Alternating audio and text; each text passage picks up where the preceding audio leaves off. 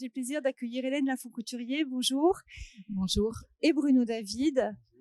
Vous êtes l'un et l'autre à la tête d'institutions qui sont profondément impactées par cette question de l'éco-responsabilité et qui offrent une grille de lecture particulière sur cette question, puisque ce sont des musées particuliers qu'on aurait même du mal à définir en tant que tels. Donc Hélène Lafont-Couturier, vous êtes à la tête du musée des Confluences à Lyon, un musée qui va bientôt fêter ses 10 ans et qui a la particularité d'être ni vraiment un musée d'histoire naturelle, encore moins un musée de beaux-arts, mais au fond une sorte d'ovni, comme j'ai pu l'écrire, un ovni qui est entre le musée d'anthropologie, le musée de société, et donc qui, par ses collections, par son propos, a évidemment beaucoup de choses à nous dire sur cette question du développement durable et de l'éco-responsabilité. Quant à vous, Bruno David, vous êtes président du Muséum national d'histoire naturelle,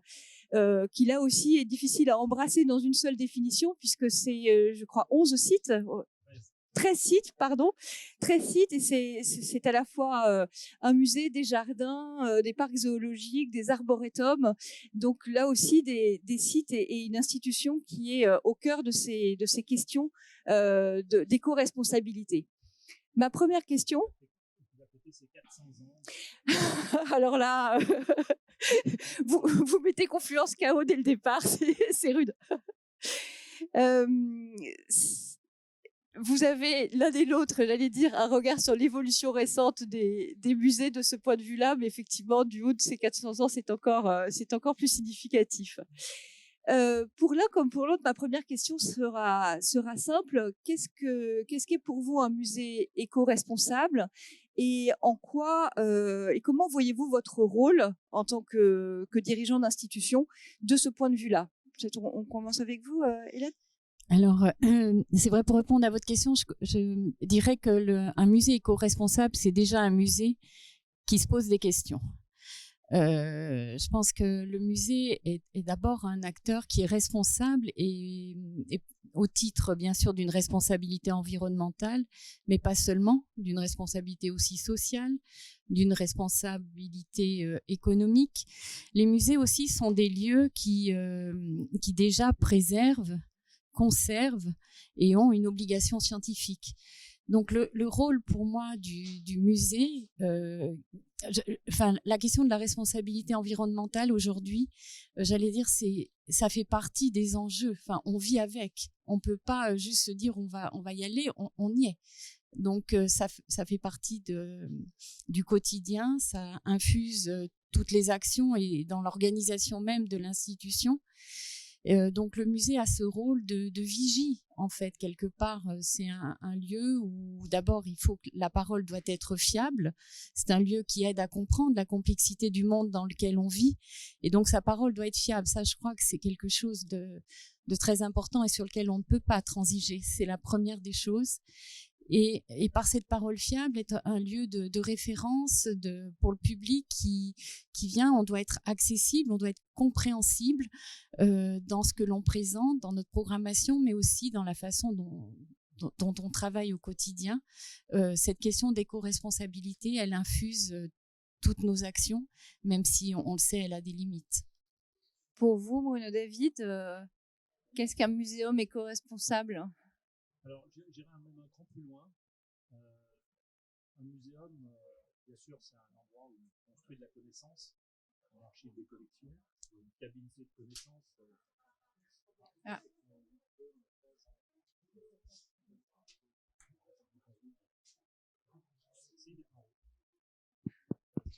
Il n'a pas l'air de marcher.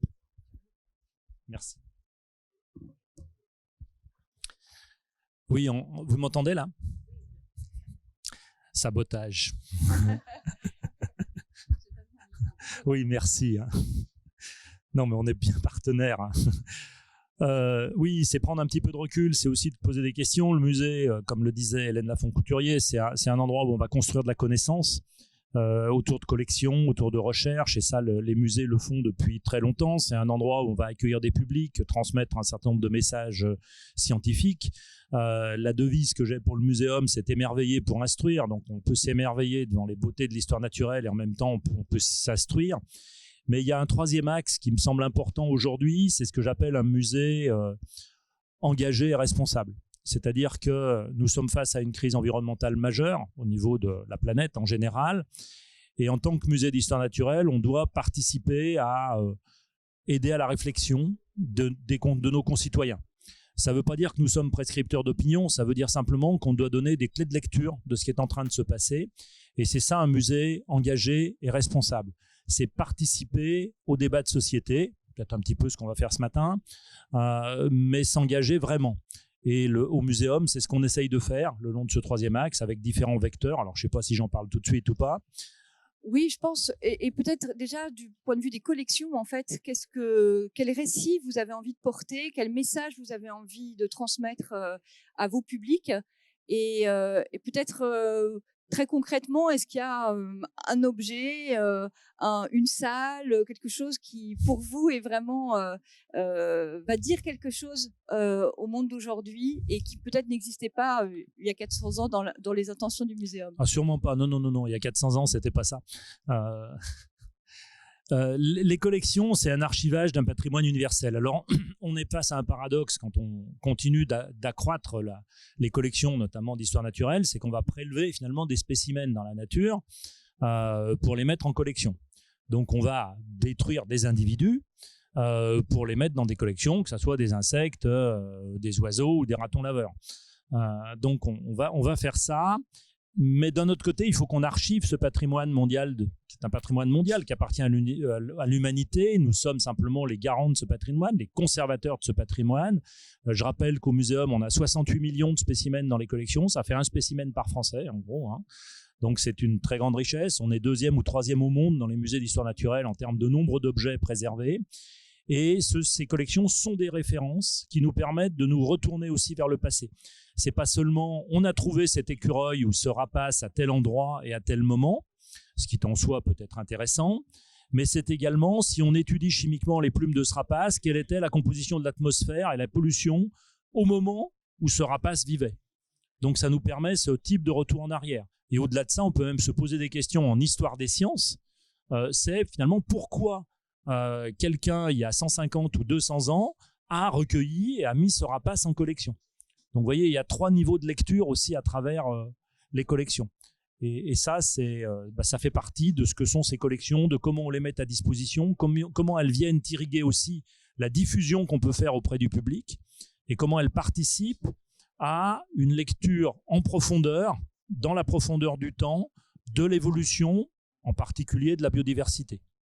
Et de ce point de vue-là, quel est le message que vous cherchez à transmettre dans le récit, que ce soit celui de la Grande Galerie de l'Évolution, ou bien vous avez l'un et l'autre dans vos salles? J'ai pas répondu à la deuxième partie de votre question là sur la salle emblématique. On a une salle qui est dans la Grande Galerie de l'Évolution, qui est attenante à la Grande Galerie. Donc vous êtes dans la Grande Galerie.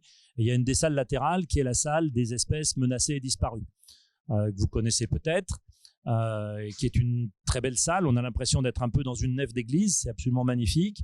Et on a là une collection dont présente un certain nombre d'espèces qui ont complètement disparu du fait de l'activité humaine. C'est pas une salle de paléontologie, on n'a pas de dinosaures qui ont disparu aussi pour d'autres raisons. Donc c'est des disparitions bien sûr plus récentes. Le dodo emblématique, par exemple, le tigre de Tasmanie, enfin d'autres... la tourde voyageuse qui était un petit pigeon, qui ont disparu très rapidement du fait de l'homme, du fait de l'homme, et des espèces qui sont vraiment sous tension. Et on espère qu'on n'aura pas à agrandir cette salle, j'ai un doute quand même. Et on a installé dans cette salle un dispositif en plus de réalité virtuelle, qui est un dispositif en fait plus exactement de réalité augmentée, où on met une visière devant ses yeux, mais on continue de voir l'environnement et la salle qui nous entoure, et vient se superposer à ce qu'on voit des images virtuelles qui font revivre un certain nombre de ces espèces. Et donc, vous avez par exemple cette tourte voyageuse. Alors, la tourte voyageuse, ça n'a rien à voir avec une tourte de charcutier ou de pâtissier. C'est un pigeon. Il y en avait des des dizaines de millions d'exemplaires vivants en Amérique du Nord à la fin du 19e siècle. Les gens s'amusaient à les tirer et le record pour un chasseur, je crois que ça a été 30 000 pigeons tués en une journée parce qu'ils vivaient de manière extrêmement regroupée, ils étaient grégaires, donc ils se rassemblaient, ce qui fait qu'il suffisait de tirer dans le tas, il y en avait plein qui tombaient. Et ils ont fini par décliner. Et ce qu'on ne savait pas, c'est que pour se reproduire, ils avaient besoin d'être en groupe. Ils avaient besoin d'être sécurisés dans un groupe pour se reproduire. Donc, quand on est descendu en dessous d'un certain seuil, ils ne se sont plus reproduits. Et le dernier de ces pigeons est mort au zoo de Cincinnati en 1914. Et il n'y en a plus. Et dans l'exposition qu'on vous propose, vous avez ce pigeon qui vient se poser sur votre main, qui vole dans la salle et qui circule comme ça. Donc voilà, c'est ce qu'on peut faire comme message, sans être trop anxiogène non plus, parce que ce qu'on montre, c'est beau aussi. C'est émouvant et à travers cette émotion, on peut faire passer des messages scientifiques. Hélène, vous avez également des espèces disparues dans le parcours des collections, avec notamment toute cette partie du parcours sur la maille du vivant et un propos qui est pour les musées finalement assez révolutionnaire, qui est de dépasser l'opposition entre culture et nature, qui a été longtemps, qui est au fondement du 18e, de l'esprit des Lumières, et finalement aussi qui a infusé les musées au début de leur existence. Qu'est-ce que propose cette partie de confluence? Quel récit avez-vous envie de proposer et que le public retienne? Alors, effectivement, le parcours, tout d'abord, effectivement, on va avoir que 10 ans, mais les collections que l'on conserve rejoignent l'échelle du temps du Muséum d'histoire naturelle, puisqu'on a des collections qui sont héritées de plusieurs musées lyonnais aujourd'hui disparus, et qu'effectivement, au Musée des Confluences, nous conservons à la fois des collections de sciences naturelles, mais également des collections qui relèvent de l'anthropologie, de l'ethnologie, des collections archéologiques, et puis quelques pièces aussi contemporaines qui avaient été acquises en vue de l'ouverture. Donc c'est effectivement un musée aussi qui, et ça je crois que c'est une expression que vous aviez utilisée dans votre dictionnaire, Anne-Laure, qui mêle à la fois les objets, les approches et les disciplines. Et c'est comme ça que l'on construit à la fois nos expositions temporaires, mais surtout le permanent, qui s'est construit sur l'interdisciplinarité et sur un principe narratif, le tout dans des scénographies immersives. Et l'exposition dont vous parlez, le parcours permanent, déroule en fait le grand récit de l'humanité à travers un récit de la question des origines, et puis il y a Espèces, la maille du vivant, qui est une exposition finalement qui interroge la façon dont les hommes se représentent leur rapport au monde, mais s'y intègrent, et puis aussi comment ils contribuent justement, comment ils impactent en fait le monde dans lequel ils vivent. Et dans cette exposition, on est d'abord accueillis par des collections, j'allais dire égyptiennes, avec un sphinx qui fait face à une collection de momies animales égyptiennes, et qui est plutôt sur la vision, j'allais dire, de l'analogisme. Si on reprend les 4 visions du monde, 4 ontologies développées par Philippe Descola. Après, on a le totémisme, l'animisme. Et puis, on a la vision occidentale que l'on traite avec des microscopes simples pour montrer qu'effectivement, on a observé la nature, et puis on en tire notamment une classification, et ensuite on déroule les mammifères. On a un buisson du vivant qui vous interroge, puisque effectivement ce buisson du vivant est une sorte, mais là, moi je suis historienne de l'art, donc je demanderai à Bruno de ne pas hésiter à me corriger si je suis si je suis trop inexacte quant à cette définition. Le buisson du vivant, c'est une image finalement de la phylogénie, c'est-à-dire c'est une méthode de classement scientifique des espèces par parenté d'évolution. Est-ce que ça va? Et donc, dans le musée, on a choisi pour représenter ce buisson du vivant, et c'est une méthode qui est universelle. Ça a été un travail avec l'équipe du musée, avec le réalisateur audiovisuel, et qui était accompagné par quelqu'un qui travaille à vos côtés, Bruno, qui est Guillaume Lecointre, qui est zoologiste et systématicien, et la scénographe qui nous dessinait l'exposition, Z Casalas, qui a dessiné une sculpture. Et c'est donc, on a choisi une représentation, j'allais dire, buissonnante, foisonnante, sphérique, et qui est aussi quelque chose de, je pense, qui interpelle le visiteur parce que c'est tout d'abord un bel objet. Et je pense que, en tout cas, le propos, c'était de vouloir être très accessible vis-à-vis du visiteur, quel que soit son niveau de connaissance. C'est-à-dire que quelqu'un qui connaît rien au sujet ne sortira pas de l'espace en se disant c'est pas pour moi. C'était vraiment le but que l'on poursuivait. Je pense que c'est assez réussi. Et ensuite, on parle dans cette salle de la morphologie des espèces et de l'adaptation à l'environnement, puis des spécificités que l'on partage avec d'autres espèces, mais des spécificités propres à l'homme, et notamment son interaction sur l'environnement. Et on termine par quelques animaux disparus, et l'on quitte la salle sous une rythine, qui est un mammifère marin de 7 à 9 mètres de long, qui est aussi appelée vache des mers, parce que je crois qu'elle se nourrissait d'algues, et qui, elle, va être éradiquée en 27 années de pêche. Et du coup, on a envie de vous demander, à partir de cette pédagogie, de cette sensibilisation que vous apportez au public, quel rôle vous attendez de sa part? Et finalement, comment se répartissent les rôles, vous, des rôles de pédagogue, vous êtes là pour passer des messages, mais au fond, qu'est-ce que vous attendez du public? Comment on rend le public acteur de cette éco-responsabilité à travers cette visite au musée? Oui, là c'est une question un petit peu délicate, parce que jusqu'où il faut aller dans l'implication du public, c'est ça la question. C'est ça. Il ne faut pas non plus tomber dans une démarche qui serait trop démagogue et qui consisterait à dire finalement c'est au public de faire les expositions. Parce que sans doute le public ne proposerait des expositions que sur des sujets qui l'intéressent a priori. Donc on aurait un biais à ce moment-là et on s'interdirait de faire des expositions qui vont peut-être bousculer plus le public ou lui faire découvrir des choses auxquelles il ne s'attendait pas. Je vais prendre l'exemple de l'exposition qu'on a fait sur les océans il y a quelques années au Muséum, il n'y a pas si longtemps que ça, je crois que c'était en 2018, cette exposition sur les océans.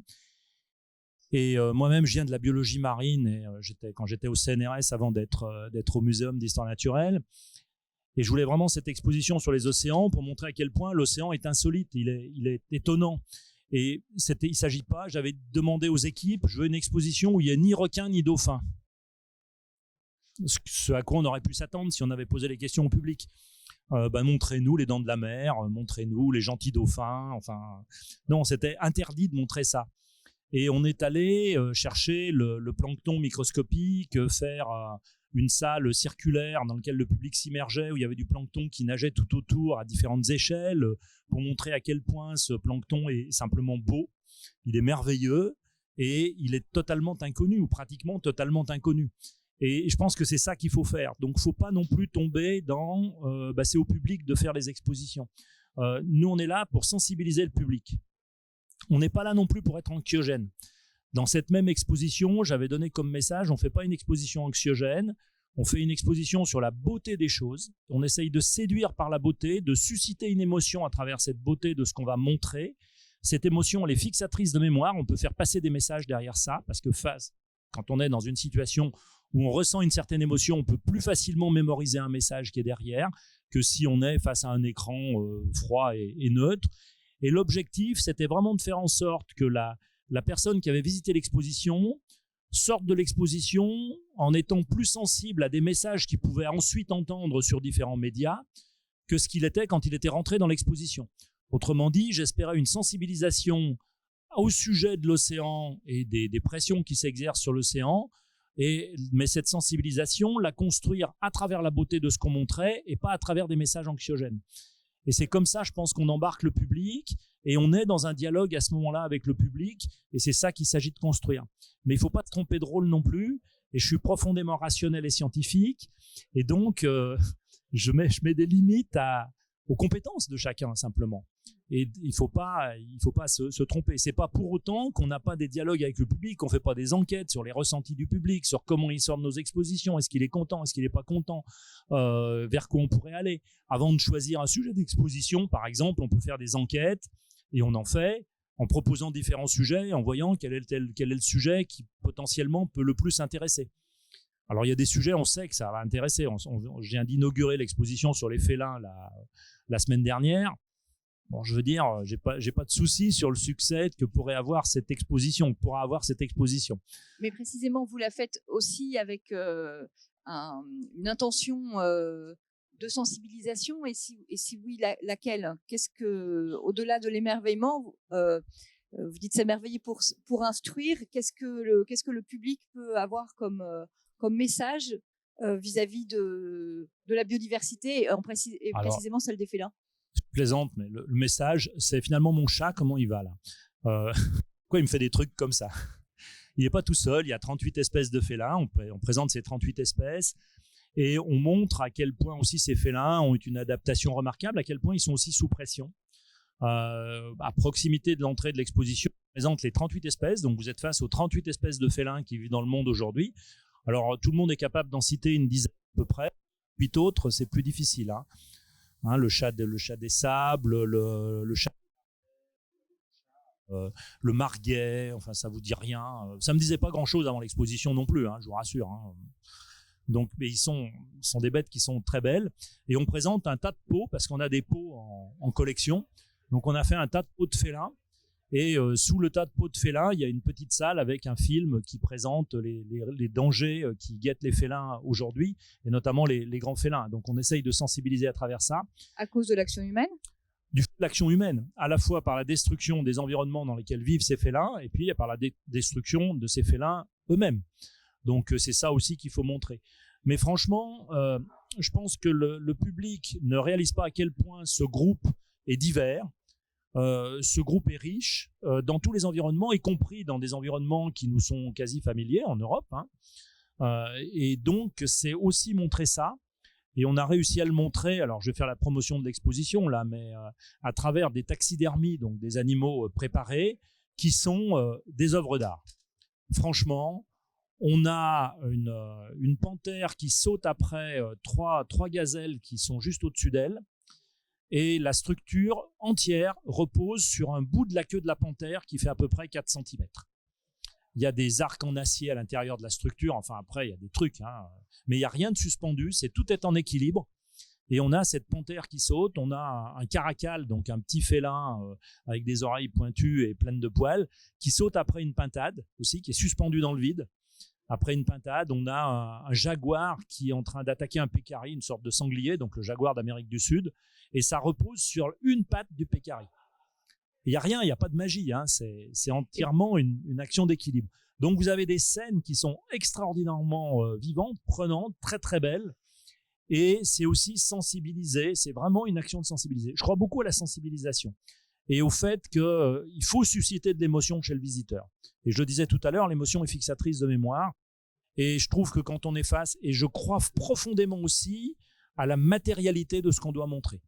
On a des écrans, mais il faut montrer des vrais objets. Parce que c'est ça qui va susciter le plus d'émotion. C'est à travers ces vrais objets qu'on va le mieux faire passer des messages de sensibilisation au sujet d'environnement en général, puisque c'est un peu notre rôle de faire passer ce genre de message.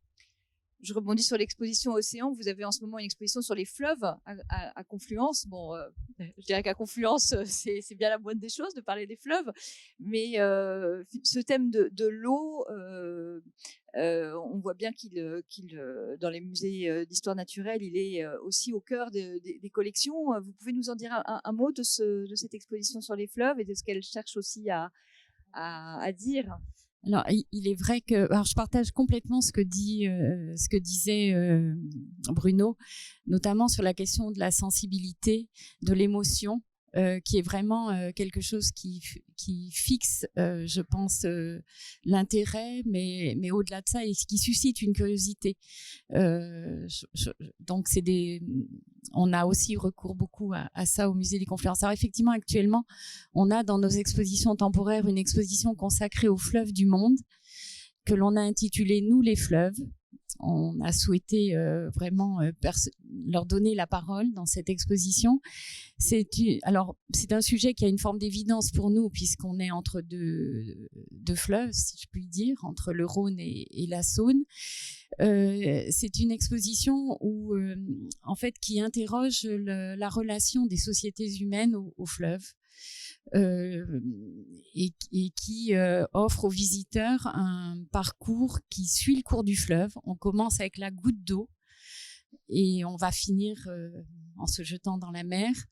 On commence on est accueilli par un immense chapiteau qui provient le moulage d'un chapiteau de l'abbatiale de Cluny sur les fleuves du Paradis, la question de la recherche de la source, notamment de la source du Nil.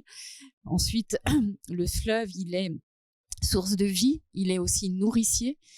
On parle des confluences, on parle du lit du fleuve, et on termine par la mer en présentant des objets d'une très grande diversité. Donc il y a à la fois de sublimes nasses de pêche chinoises qui est au-dessus de nos têtes. On a l'impression d'être un peu dans le cours du fleuve, c'est-à-dire parfois on est à hauteur au niveau de l'eau, parfois on est au-dessus de l'eau, parfois on est presque dans l'eau avec la scénographie. Et il est vrai, et c'est ce qu'on se disait, c'est une exposition pour laquelle on a bénéficié du concours d'Éric Orsena. Et je crois que vraiment le public qui sort de l'exposition, tout d'un coup, ressort en se disant que de la bonne santé des fleuves dépend aussi la bonne santé des hommes. L'exposition n'est pas anxiogène, ça c'est toujours un défi que l'on a lorsqu'on traite de sujets comme celui-ci, comme celui des fleuves, ou quand on avait travaillé sur la Terre en héritage qui dressait un impact des sociétés humaines sur la Terre. L'idée, c'est de ne pas, on veut surtout pas que le visiteur sorte complètement effondré de sa visite, mais simplement qu'il prenne conscience et que ça puisse modifier certains comportements, certaines pratiques. C'est vraiment cet éveil, je crois que les musées ont ce rôle d'éveil, de prise de conscience. Et entre cette prise de conscience et l'action, au fond, vous diriez que vos deux musées aujourd'hui ont un rôle qui est un rôle citoyen, un rôle politique. Je vois que vous nous avez apporté vos manifestes, Bruno David. Merci. Oui, disons que le rôle des musées, c'est vraiment, on en a parlé beaucoup de la sensibilisation, mais les musées doivent aussi savoir s'arrêter là où commence la politique. Alors, on a des leviers, on a un certain nombre d'outils. Et au Muséum d'histoire naturelle, on a développé un certain nombre d'outils qui permettent de construire cette communication. Parmi ces outils, j'en ai apporté une petite sélection. On a publié ce qu'on appelle maintenant les manifestes du muséum, donc on en est au 6e. Et il s'agit simplement de réunir un petit groupe de scientifiques de toutes origines. Il peut y avoir des philosophes, on a eu des démographes, des sociologues, des naturalistes, des économistes, enfin des gens de différentes origines, une douzaine de personnes. Et je vais les installer d'ailleurs cet après-midi pour le 7e manifeste du muséum. Donc j'installe ce petit comité de rédaction. Et je leur dis, vous me produisez un texte qui peut être lu en 30-40 minutes maximum. Et sur un sujet de société qui peut être éclairé de manière rationnelle, encore une fois, par la science et notamment par l'histoire naturelle. Donc le premier des manifestes du muséum s'appelait « Quel futur sans nature ?» simplement parce que je suis arrivé avec une question en 2015, quand je suis arrivé à la tête de cet établissement, en me disant « Mais à quoi ça sert un musée d'histoire naturelle au XXIe siècle ?» Et je me suis dit « Je vais demander à un groupe de personnes de réfléchir autour de ça et ça va m'aider. » Vous avez la réponse ? Très égoïste. Oui, j'ai eu la réponse. J'espère. J'ai eu une réponse, pas la réponse. J'ai eu une réponse. Alors, est-ce que c'est la bonne ? Bon, c'est un autre sujet.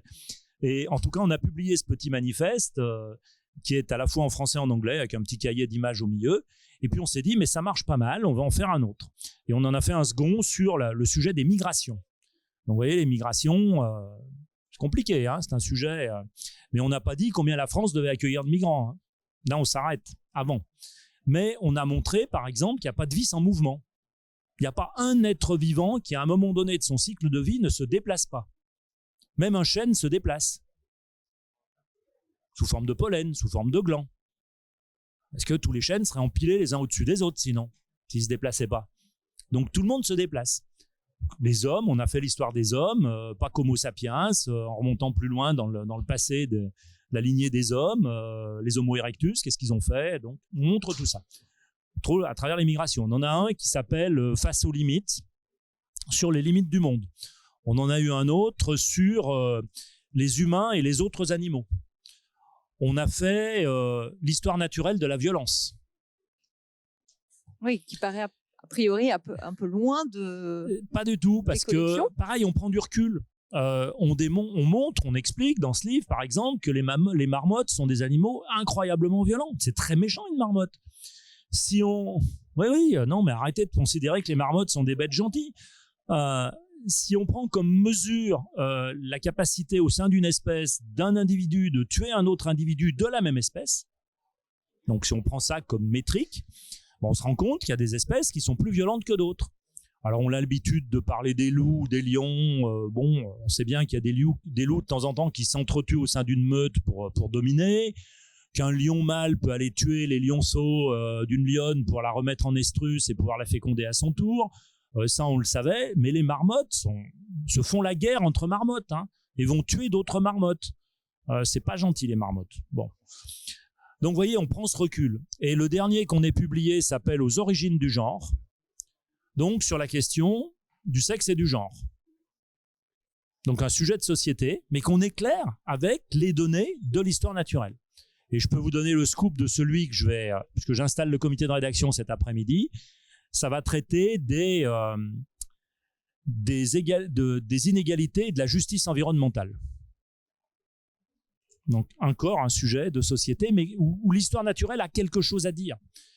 Et où parfois elle a pu prendre la parole dans le passé, mais elle n'a pas été entendue, ou alors elle n'a pas pris la parole. Et je pense que c'est le moment de prendre la parole et d'essayer d'être entendue. La cible de ces manifestes, c'est vraiment les politiques.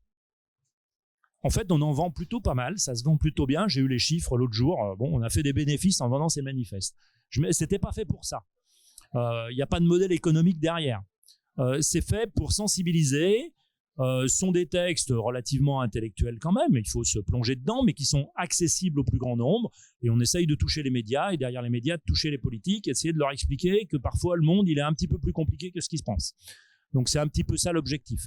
On fait des tribunes aussi. Alors les tribunes, c'est 2 fois par an. On invite le public à venir dans l'amphithéâtre Verniquet, qui est le grand amphithéâtre du Muséum.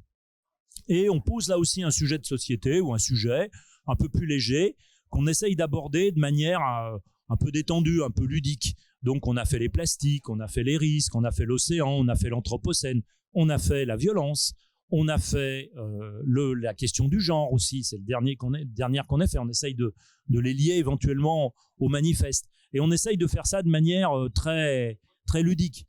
Par exemple, pour les plastiques, on a dit aux gens, vous sortez tous les objets en plastique que vous avez dans votre sac ou dans votre poche. Qu'est-ce qu'il me dit là? Les objets en plastique que vous avez dans votre sac ou dans votre poche, vous les mettez devant vous, et puis vous faites deux tas, ceux qui sont indispensables, ceux qui sont moins indispensables. Et après, on leur a dit, parmi tous ces objets, vous avez le droit d'en prendre qu'un. Vous voyez, on essaye de jouer avec le public pour le sensibiliser. Quand on a traité de la question du genre, on distribuait des postiches à l'entrée de l'amphi, avec des fausses moustaches, des petites fleurs à se mettre à la boutonnière. On disait aux gens, prenez un postiche, et après on les rangeait dans l'amphi en fonction des postiches qu'ils avaient choisis. Et ça permettait de lancer la discussion. Donc il y avait des femmes qui s'étaient mis des moustaches, il y avait des hommes qui s'étaient mis des petits bouquets, enfin, vous voyez, pour questionner ce qu'est le genre.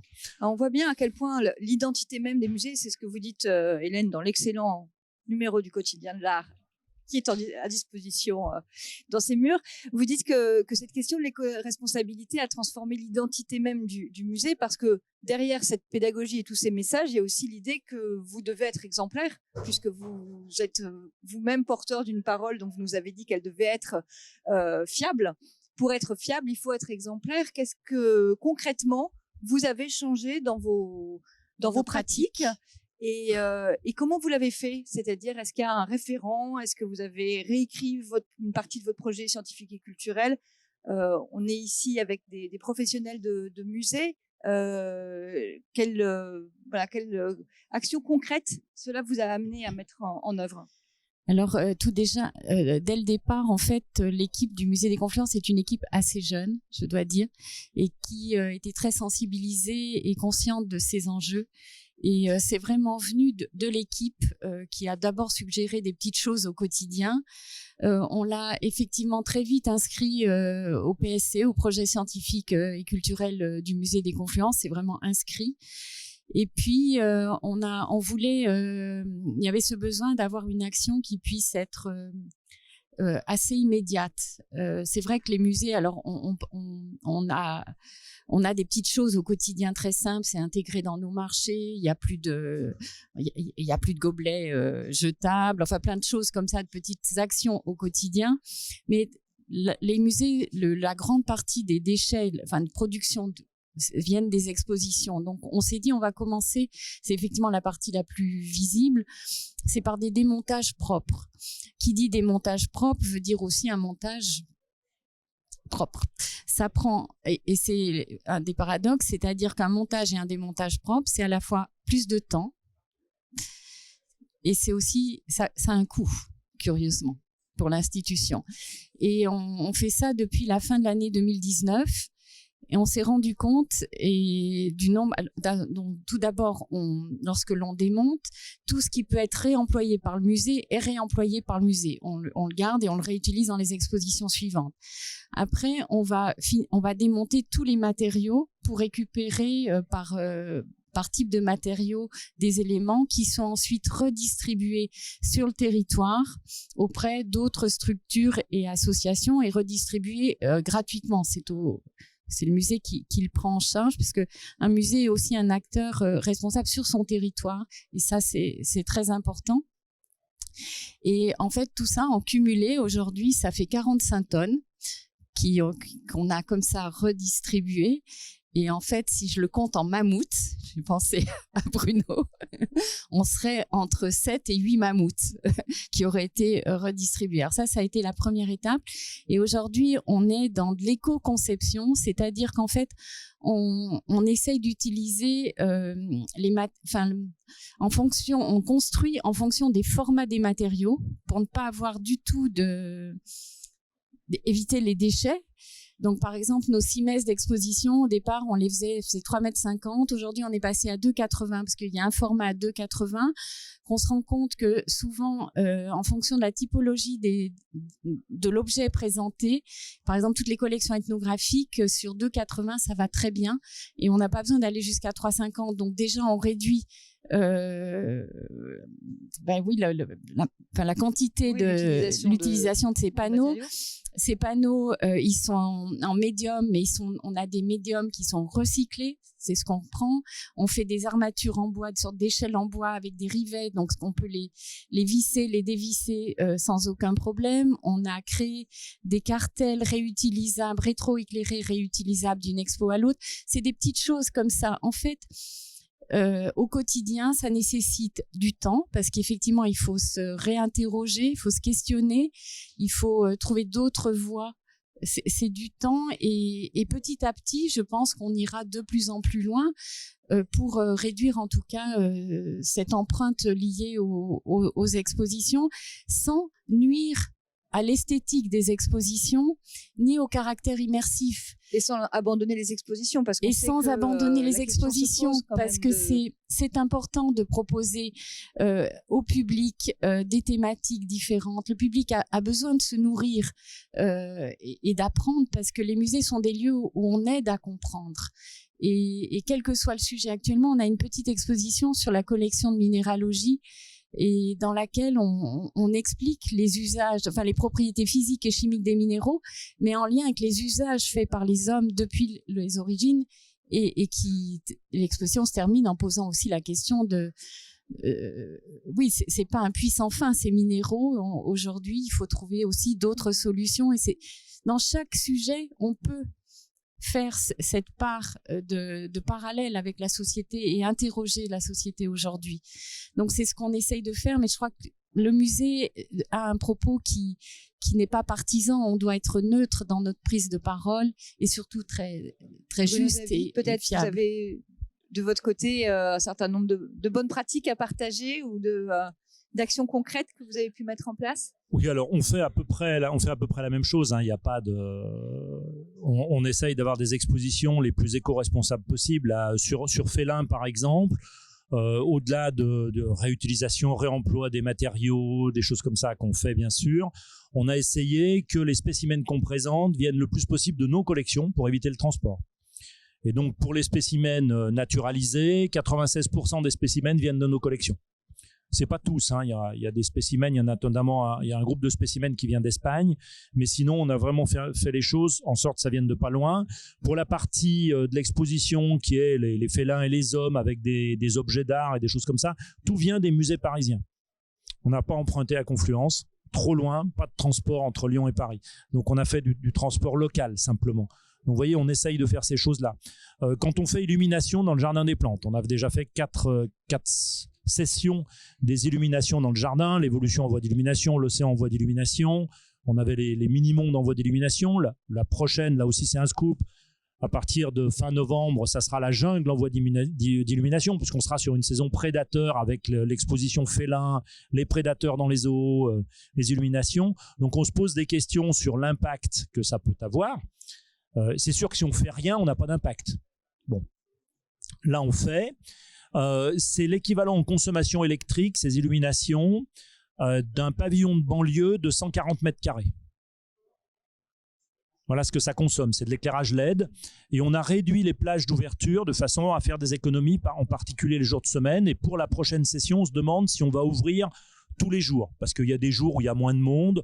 Alors il faut ouvrir le samedi soir, il faut ouvrir le vendredi soir, il faut ouvrir certains soirs. On voit très bien les pics de fréquentation à certains moments de la semaine. On va peut-être réduire les journées d'ouverture en enlevant 1 ou 2 jours d'ouverture dans la semaine. Ça n'empêchera pas le public de venir, mais ça réduira encore la consommation. Déjà cette année, par rapport à l'année antérieure, à l'année précédente, on a diminué la consommation électrique de 20%. Donc on est dans cette démarche-là. Mais encore une fois, il ne faut pas s'interdire de tout faire, parce que si on ferme le musée, on ne consomme plus. Mais c'est pareil pour tout, hein. Si vous arrêtez de manger et de respirer, vous consommerez moins, hein, vous verrez. Mais ça va vous poser d'autres problèmes.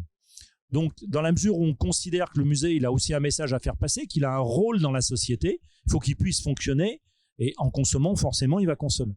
Et ce qu'on fait, c'est simplement d'essayer de réduire cette consommation. Je crois que vous avez aussi des circuits courts pour les animaux. Oui, parce que le Muséum d'histoire naturelle, on a 3 zoos. On a la ménagerie du Jardin des Plantes, on a ce que les Parisiens appellent le zoo de Vincennes, ça dépend du muséum, et on a une grande réserve animalière dans le centre de la France, qui s'appelle la réserve zoologique de la Haute-Touche, dans l'Indre, qui a 450 hectares, avec des grands espaces pour des animaux. Ce qu'on essaye de faire, c'est de réduire nos consommations. On a le grand arboretum à côté de Versailles, on a l'arboretum Versailles-Chevreloup. De temps en temps, on doit couper des arbres dans l'arboretum, parce que c'est des arbres qui vieillissent, simplement, on n'est pas des bûcherons, hein, mais on coupe de temps en temps des arbres. On réutilise ces arbres, et on vient d'en réutiliser un certain nombre, pour refaire l'enclos des babouins aux eaux de Vincennes, parc zoologique de Paris. Donc c'est nos propres grumes qui ont servi à refaire l'enclos des babouins, on n'est pas allé chercher des grumes ailleurs. Le foin qui sert à nourrir les girafes, les rhinocéros, enfin un certain nombre d'animaux, vient d'un contrat qu'on a passé avec la ville de Paris. On récupère les fauches du bois de Vincennes pour nourrir les animaux. Donc on les nourrit avec de l'herbe locale, autant que faire se peut. Vous voyez, on essaye de mettre en place des choses comme ça, ce qui permet de continuer de faire vivre le zoo et de faire vivre les animaux du zoo, où il y a beaucoup de gens qui viennent les voir. Et je pense qu'il y a une nécessité sociale aussi à montrer des animaux exotiques dans de bonnes conditions à du public qui n'a pas les moyens d'aller faire un safari au Kenya. Hein, mais au-delà de ça, on essaye vraiment, nous, de réduire notre empreinte. Tout en, évidemment, en donnant à manger aux animaux quand même. Hein. Pour vous, le zoo est une forme de musée? Alors, conservatoire? Pour moi, les zoos du muséum ne sont pas des parcs d'attractions, déjà. Donc la manière dont on se comporte vis-à-vis des animaux n'est pas la même que ce qu'on peut trouver parfois dans d'autres zoos. Par exemple, nos otaries, si elles n'ont pas envie de sortir, elles ne sortent pas. On ne les sort pas avec un jet d'eau pour les faire sortir. Elles n'ont pas envie de sortir, elles ne sortent pas. On fait attention également aux espèces qu'on présente, c'est-à-dire qu'on a fait des choix d'espèces à présenter qui ne seraient pas des choix commercialement les plus intéressants. Je vais vous donner un exemple. On a des loups au zoo. Ce sont des loups, une sous-espèce de loup qui vit en Espagne, des loups ibériques donc, qui sont pas très spectaculaires. Ils sont bruns, ils ressemblent à des gros chiens, mais si on avait mis des loups de Mackenzie, ces loups qui vivent en Alaska, ou si on avait mis des gros loups gris de Sibérie ou du Canada, bah, le public aurait dit « Ah, ça c'est du vrai loup, au moins ils ont l'air plus méchants, ça aurait été mieux pour le public ». On a fait ce choix parce qu'on est, la ligne que j'ai donnée pour les zoos du muséum, c'est d'essayer de s'inscrire dans la liste rouge de l'UICN. L'UICN, c'est l'Union internationale de conservation de la nature. La liste rouge, ce sont les espèces qui sont en danger d'extinction ou qui sont éteintes, qui sont en danger critique, enfin il y a une gradation. Et on essaye d'accueillir des espèces qui sont sur la liste rouge de l'UICN. On vient d'accueillir, par exemple, il y a un peu plus d'1 an au zoo, des gazelles de mort, qui sont des petites gazelles qui vivent au Maroc. Elles sont éteintes dans la nature. On a accueilli une autre espèce d'herbivore qui est vraiment en danger d'extinction dans la nature. On accueille des lamantins, on accueille ces loups ibériques, enfin on fait des choix d'espèces. On va accueillir des diables de Tasmanie à la ménagerie qui sont victimes d'un cancer du museau qui les fait disparaître, enfin qui les met en danger. Donc on essaye vraiment de plus en plus de s'inscrire sur la liste rouge des espèces menacées, tout en offrant des espaces les plus grands possibles aux animaux à chaque fois. Et en réduisant, on a considérablement réduit le nombre d'individus et le nombre d'espèces, par exemple, présentes à la ménagerie. On les a divisées par 3. Alors ça ne se voit pas, mais on est vraiment sur cette tendance d'avoir un bien-être animal qui soit le meilleur possible et de participer à la réintroduction d'espèces dans la nature chaque fois que c'est possible. On l'a fait déjà à plusieurs reprises. C'est possible pour les oiseaux, c'est possible pour les herbivores. C'est impossible pour les carnivores ou pour les primates. Parce qu'il y a un apprentissage au moment quand ils sont jeunes qui fait qu'on ne peut pas réintroduire un lion dans la nature. C'est pas possible. Même si les lions qu'on a au zoo, pareil, sont une variété de lions qui est un lion plutôt de l'Atlas et de la région d'Afrique du Nord qu'un lion sud-saharien qui est plus fréquent. J'ai peut-être une dernière question avant qu'on passe à vos questions. Le musée a été, dans les 30 dernières années, plutôt un lieu d'exubérance, avec des gestes architecturaux, avec des expositions blockbusters, avec des records de fréquentation. Est-ce qu'aujourd'hui, cette question de la responsabilité environnementale des musées va amener le musée à imaginer un musée sobre? Et qu'est-ce que ça pourrait être qu'un musée sobre? Et faut-il l'appeler de nos voeux? Alors, on construit de la sobriété. Disons qu'au muséum, on a quand même une limite, c'est tous nos bâtiments, pratiquement, sont classés monuments historiques. Donc, vous avez des architectes en chef des monuments historiques qui font leur travail et qui vous disent « Ah ben non, là, vous voulez faire une isolation extérieure du bâtiment, ça ne va pas être possible. » Donc, on ne peut pas le faire. Vos contraintes aujourd'hui sont plutôt celles-là, plus que des contraintes financières. On a cette contrainte en tout cas. Maintenant, on essaye quand même d'avoir de la sobriété. On a passé une convention avec la CDC, la Caisse des dépôts et consignations, avec un terme barbare qui s'appelle l'intracting, c'est-à-dire qu'ils nous ont prêté 1 million d'euros pour investir dans les économies d'énergie de nos bâtiments. Et avec l'argent qui est récupéré sur les économies d'énergie, on peut rembourser ce 1 million d'euros. Et on a lancé cette affaire en 2018. Donc, vous voyez, ça fait déjà quand même 5 ans que c'est parti.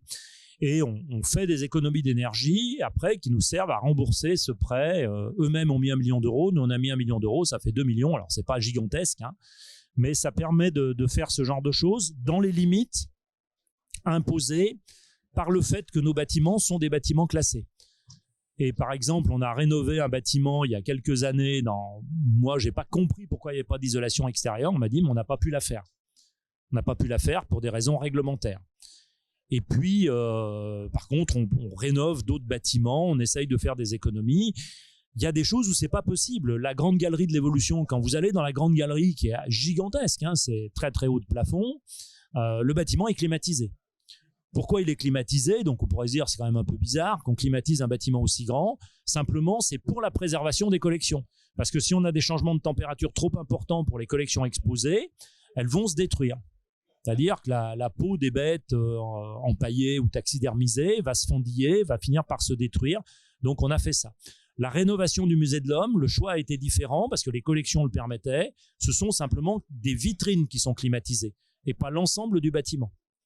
Mais la galerie de paléontologie et d'anatomie comparée, où il y a les squelettes des dinosaures, elle n'est pas climatisée.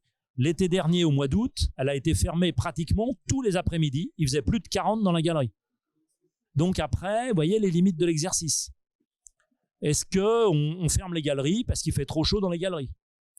Ou est-ce qu'on les laisse ouvertes et dans ce cas-là, on diffuse un message scientifique en direction du public pour sensibiliser le public aux questions d'environnement.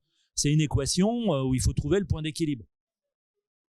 Parce que encore une fois, si on ferme tout, il n'y a plus de sujet de consommation. Je crois que votre consommation, Hélène Lafont-Couturier, c'est un des sujets. Mais là, brûlants. Juste un chiffre quand même. Hein. L'augmentation du prix de l'énergie, ça nous coûte en supplément 5 millions d'euros par an. Hein. Sur 2023. Oui, alors moi j'ai un bâtiment qui est plus récent, qui a été conçu en 2001 et qui malgré tout... qui pour autant n'est pas forcément... voilà. Oui, parce que c'est un bâtiment de verre et de métal, donc... pas simple non plus. Pas simple non plus, même si une grande partie n'est pas climatisée. Ce qui est vrai, c'est que dès le départ, pour le musée, en termes de sobriété, pour des raisons à la fois financières et de dimensionnement des équipes, j'ai décidé de faire des expositions. Toutes les expositions temporaires durent 10 mois minimum. Parce qu'une exposition c'est énormément de travail, ça a un coût et voilà, j'ai 5 espaces d'exposition, j'avais vraiment pas les moyens de faire tourner plus les expositions et du coup très vite on a pris cette habitude de travailler sur une durée longue avec comme Bruno vraiment la priorité donnée aux collections plutôt de la région, enfin d'abord beaucoup le musée et puis voilà, un rayon géographique plus réduit comme principe. Mais effectivement, il y a des tas de choses qu'on peut faire comme ça au quotidien qui jouent un peu. Cette année, on a investi pour réduire notre impact l'impact énergétique du bâtiment. Alors, le musée des Confluences, effectivement, jusqu'à présent, jusqu'à l'année dernière, on avait 600 000 euros d'électricité par an dans notre budget. En 2022, on est passé à 900 000 euros. Et là, depuis le début de l'année, je suis à 200 000 euros par mois. Donc, je me dis 2,4 millions, il faut les trouver sur un budget qui n'est pas plus important pour autant. Et c'est vrai que c'est un vrai sujet. Donc là, on investit cette année. Ça devrait réduire notre facture de 20%. Mais ces 20% par ailleurs, j'ai un agrandissement du centre de conservation de 2 étages. Ce que je réduis cette année va me permettre de financer les 2 étages du centre de conservation. Vous voyez, et c'est vrai que si le coût de l'électricité continue, je ne sais pas comment on fera, quoi. Parce qu'on a cette même question des collections. Alors, je me dis que cet été, je voudrais qu'on teste l'inertie du bâtiment dans les réserves qui sont situées dans le socle de ce nouveau bâtiment, savoir si on peut jouer un peu sur la norme à 1 degré près, voir comment faire. Mais c'est un vrai sujet pour lequel on n'a pas forcément des réponses, oui. On va peut-être passer à vos questions. On voit que les défis sont nombreux. Je ne sais pas s'il y a un... Et alors, je vais peut-être aller nous chercher des casques pour qu'on vous entende bien vos questions.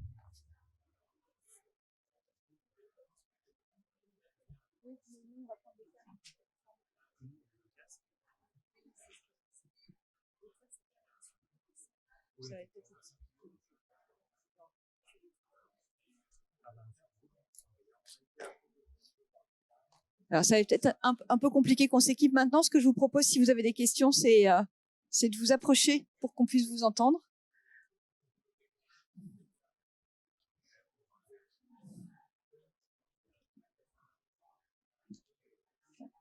N'hésitez pas à le mettre sur vos oreilles.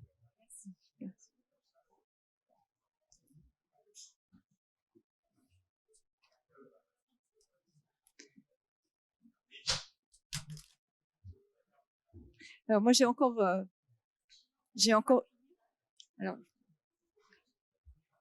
une question qui en appellera peut-être d'autres. Dans l'ensemble des défis qui sont les vôtres au sein des musées, cette question du développement durable est celle qui vous semble être la plus avoir le plus impacté les changements qui sont au cœur de vos actions et de vos dynamiques, ou pas forcément? Non, pas forcément. Je pense que le plus important, c'est quand même... Je vais enlever ça parce que sinon je m'entends moi-même. Non, pas forcément, parce que le plus important pour moi, c'était vraiment de s'engager dans la société. C'est vraiment de faire en sorte que le muséum prenne la parole dans la société, soit entendu, diffuse un certain nombre de messages à travers ses manifestes, ses tribunes, des podcasts aussi, enfin vraiment une présence médiatique importante. Ça me paraissait plus important. Pour autant, j'ai demandé il y a maintenant 2 ou 3 ans, à ce qu'on calcule l'empreinte écologique, l'empreinte environnementale du muséum. Donc j'ai dit, je voudrais un indicateur d'empreinte environnementale. Ça m'est égal s'il est faux. Enfin, j'entends par faux, puis il n'est pas être parfaitement exact, même s'il représente 80% de la réalité, ça me suffit.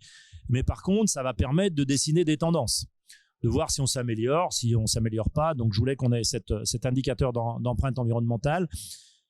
Après un assez gros travail, les équipes m'ont dit ça va être impossible de faire un seul indicateur parce que entre la nourriture des animaux, chauffer la grande galerie, les déplacements des chercheurs ou des gens, on peut pas tout mettre sur un même indicateur, c'est pas possible. Donc ils m'ont proposé 3 indicateurs. Donc il y a un indicateur bilan carbone, assez classique, il y a un indicateur biodiversité et il y a un alors qu'on a emprunté à d'autres. Et puis il y a un indicateur qu'on appelle Petit Site, qui a été construit par des équipes du muséum pour essayer de compléter les 2 autres indicateurs sur l'empreinte biodiversité et l'empreinte carbone à proprement parler. Alors, ne me demandez pas le détail de ce qu'il y a dedans, mais donc je dispose maintenant de 3 indicateurs. On a fait une première analyse, donc il y a une année qui nous a servi d'année test. Simplement, moi je voulais aussi que ça se fasse tous les ans. C'est beaucoup trop compliqué parce que mine de rien, il y a 2600 personnes au muséum. Et faire remonter les informations de 2600 personnes pour construire les indicateurs, ça leur demande du temps, il faut qu'ils aient envie de répondre, enfin c'est finalement très compliqué. Donc on a plutôt décidé de le faire fonctionner peut-être tous les 2 ans pour construire ces tendances. Mais vous voyez, on a ce souci quand même de s'observer nous-mêmes de manière scientifique et de regarder comment on peut s'améliorer. Est-ce qu'il y a des endroits qui s'améliorent, qui se détériorent en fonction de notre degré d'activité? On pourrait ramener ça au nombre de visiteurs qu'on accueille aussi, parce que plus on accueille de visiteurs, plus on sensibilise potentiellement les gens. En 2022, on a accueilli 3,5 millions de visiteurs sur nos sites payants. Et on était à plus 6% par rapport à 2019. Donc on voit qu'on arrive à sensibiliser le public. Le public vient. Avec ce paradoxe que c'est aussi la présence du public qui pèse le plus lourd sur le bilan carbone. Mais quand on fait ce genre de choses, finalement, est-ce que c'est mieux de ne rien faire ou est-ce que c'est mieux de convaincre quelqu'un en dépensant une certaine quantité d'énergie? C'est toute la question. Et quand on voit le succès de la Grande Galerie seule, on a été à peu près, je crois, un petit peu au-dessus d'1 million de visiteurs sur la Grande Galerie en 2022. On n'avait jamais fait des chiffres pareils. On a vraiment des soucis de riches. On est un peu comme le Louvre. Enfin, pas tout à fait encore, mais on s'en rapproche. C'est-à-dire, comment est-ce qu'on gère les flux de visiteurs? Comment est-ce qu'on fait en sorte que les visiteurs viennent plutôt le jeudi que tous le samedi ou le dimanche?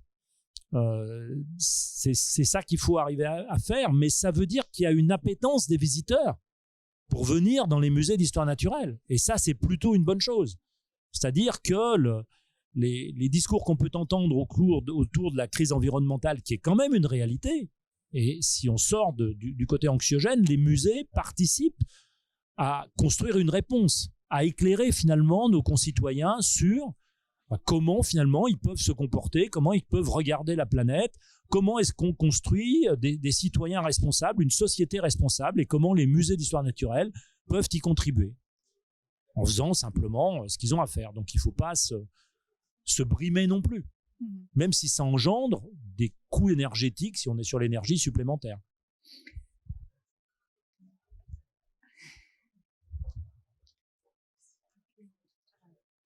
Je voulais rebondir sur est-ce que vous m'entendez? Rebondir sur ce que vous venez de dire sur l'engagement de vos visiteurs. Est-ce que vous avez aussi un rôle à jouer pour que eux aient une démarche pour venir jusqu'à vous, parce que vous êtes un musée, vous êtes ouvert, vous êtes là pour les accueillir, mais en même temps que eux s'engagent. Je vous donne un exemple. Au mois de janvier, au salon de Museva, il y avait une représentante du Chatsworth House, qui est le château de Churchill en grande banlieue de Londres. qui avait mis en place une réduction tarifaire pour les visiteurs qui venaient avec les transports urbains. Alors urbain à la campagne c'est compliqué, mais qui via le covoiturage, via des solutions de déplacement vert, avait cette incentive pour venir quand même chez vous, enfin quand même dans un musée, tout en ayant aussi un engagement et une responsabilité. Est-ce que vous avez cette démarche, peut-être dans des lieux qui sont un peu loin aussi, d'impliquer vos visiteurs et qu'ils soient co-acteurs de cette démarche éco-responsable? Je me permets juste, il y a des actions qui se font. Par exemple, la Cité des Sciences a augmenté son tarif de billet d'entrée et de 1 euro, mais ils maintiennent le tarif précédent aux visiteurs qui viennent en vélo et qui portent un casque. Alors après, c'est une question qu'on se pose parce qu'effectivement, la crise énergétique a un coût et faut-il augmenter le tarif du billet d'entrée? Le faire pour ceux qui peuvent justifier d'un mode de transport doux, c'est une vraie question parce que par exemple on a un public populaire au musée des Confluences. On a un public qui souvent est un public qui n'est pas forcément très connecté, un public qui n'est pas pour 60% pas urbain, c'est-à-dire qui vient de la grande région, qui vit souvent dans des endroits où il n'y a pas forcément des transports en commun qui... Donc, moi, c'est un vrai sujet sur lequel j'ai pas de réponse aujourd'hui parce que on est ouvert à tous, on se veut accessible à tous et je peux pas pénaliser des gens qui parce qu'ils ont pas la possibilité de venir en mode doux parce que les modes doux c'est bien. Mais quand on est une personne âgée, qu'on a des difficultés de mobilité, c'est aussi compliqué. Enfin, je parle du vélo là, par exemple. Tout le monde ne peut pas venir en vélo. Donc, c'est un vrai sujet. C'est un vrai sujet. Et moi aujourd'hui, j'ai pas la réponse. C'est une réflexion qu'on est en train d'ouvrir, mais à ce jour, je suis encore en interrogation.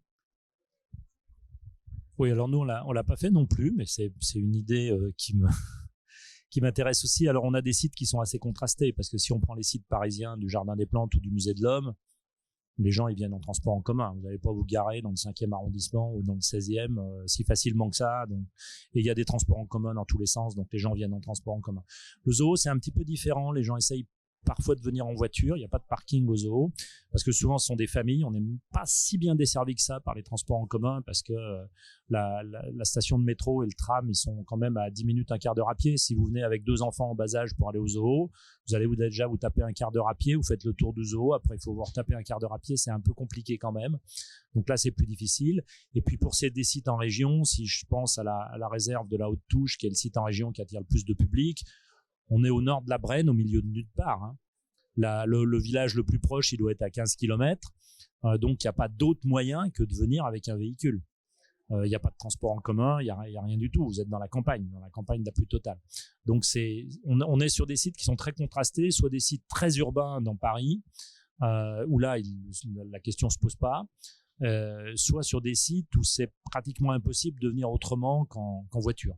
Alors après, la station marine de Concarneau, le marinarium à Concarneau, quand c'est des gens locaux, ils peuvent venir. Concarneau, c'est pas très grand, ils peuvent venir à pied. Si c'est des gens qui viennent des alentours ou carrément des touristes l'été, s'ils sont pas de Concarneau, ils vont forcément venir en voiture. Mais je trouve intéressant cette approche. En tout cas, on le fait pour nos personnels, c'est-à-dire qu'on a mis en place un plan vélo au muséum, avec des parkings à vélo qu'on a développés. Il n'y avait pas de parking à vélo au muséum, ça paraissait bizarre, mais on a mis en place des parkings à vélo, on a mis en place des systèmes d'outils à disposition pour réparer les vélos. On a fait des petites choses comme ça, voilà, pour inciter nos personnels en tout cas à venir autrement qu'en voiture. Et il y avait des facilités de parking dans certains lieux du muséum à côté du Jardin des Plantes. Quand on traverse la rue Buffon, c'est pas ouvert au public, mais il y avait des facilités de parking qu'on a considérablement réduites. Alors c'est pas allé sans grincement de dents d'ailleurs, hein, parce que on a un certain nombre de personnes qui n'étaient pas spécialement heureuses qu'on fasse ça, mais on a instauré un système qui fait que il y a beaucoup moins de parking possible dans cet environnement, en tout cas sans fiches, inscriptions, enfin toute une série de grilles à passer pour éviter que les gens se déplacent trop en voiture. Une autre question ?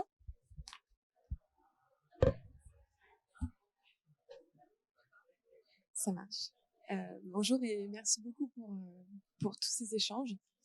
En fait, moi, je voulais rebondir sur une question quelque chose qu'abordait Hélène Lafont-Couturier sur la jeunesse des équipes et le fait qu'en fait, elle pouvait apporter des nouveaux enjeux ou peut-être des nouvelles priorités.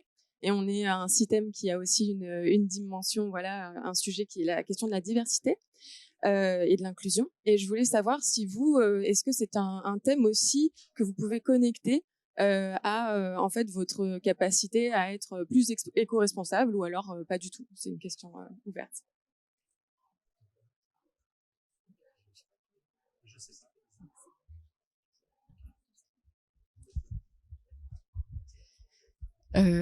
Alors effectivement, je disais, on a une équipe jeune et c'est vrai que c'est cette équipe qui m'a un peu bousculée parce que quand on ouvre un musée, on a toutes sortes d'urgences et tout de suite, il a fallu les garages à vélo, voilà, des voitures électriques. C'est des choses qui sont... Et du coup, j'ai un référent sur ces questions-là qui anime un groupe de travail, qui propose des pistes de progression que l'on examine au niveau de la direction et que je présente au conseil d'administration. Donc, ça fait vraiment partie du fonctionnement du musée, y compris dans ces instances.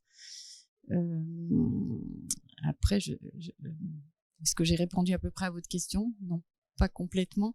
Au fond, aujourd'hui, vous diriez que ces impératifs d'éco-responsabilité, ils viennent plutôt du public, de l'opinion publique, de vos équipes, oui. où la prise de conscience, elle est aujourd'hui générale et on pourrait s'en féliciter. Elle est venue des équipes. Aujourd'hui, elle est complètement générale. Et par exemple, c'est des marchés d'occupation temporaire pour la restauration qui pratiquaient assez peu, je dois dire, la responsabilité environnementale. Et ça faisait partie des principales critiques par les visiteurs. Donc, on voit bien que le visiteur est très attentif. D'ailleurs, il y a de moins en moins. On a beaucoup réduit tous les programmes papier en termes de format, en termes de couleurs. On a moins de couleurs dans nos impressions. C'est des petits formats très légers. Mais autrefois, quand on a ouvert, je me souviens, nos poubelles regorgeaient de ces programmes. Aujourd'hui, le public en consomme beaucoup moins. On se rend compte que c'est des choses, je pense que aujourd'hui, ça fait partie des enjeux actuels de la société et chacun est concerné par ces questions.